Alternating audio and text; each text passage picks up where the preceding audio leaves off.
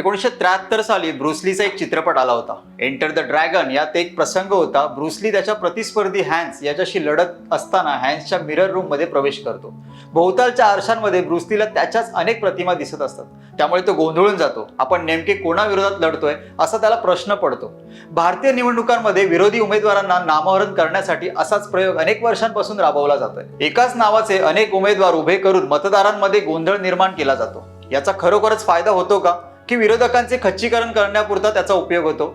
यावेळच्या लोकसभा निवडणुकीतही असे काही उमेदवार निवडणूक रिंगणात आहेत. कोण आहेत हे उमेदवार, आज आपण जाणून घेऊया राजकीय कुटाणे या सेगमेंटमध्ये. नमस्कार, मी विक्रांत नलावडे.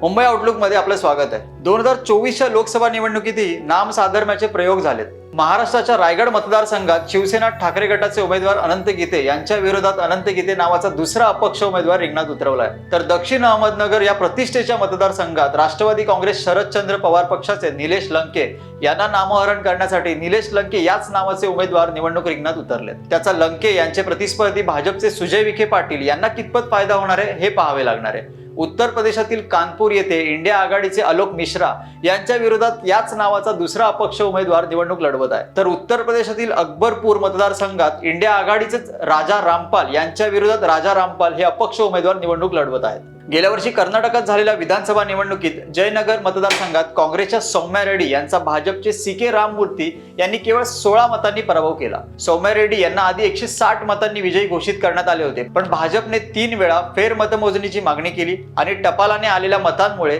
सौम्या यांचा 16 मतांनी पराभव झाला. टपाली मतांमध्ये असे काय होते ज्याने सौम्या यांच्या तोंडचा घास काढून घेतला? तर ही होती 2 उमेदवारांच्या नावातली साधर्म्याची किमया.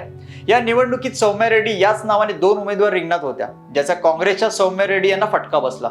याच निवडणुकीत काँग्रेसने देखील भाजपचे उमेदवार CK राममूर्ती याच नावाचा दुसरा एक उमेदवार उभा केला होता.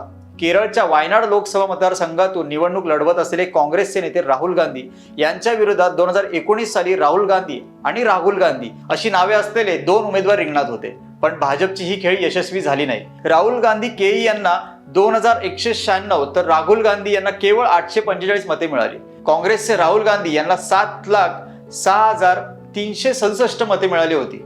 राहुल गांधींच्या या दोघा विरोधकांचे डिपॉझिट जप्त झाले होते.